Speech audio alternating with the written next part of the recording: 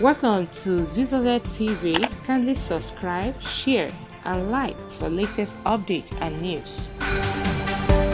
Inú ọgbà Olabode George la wà yìí níbi tí àwọn èèyàn náà péjú pésẹ̀ sí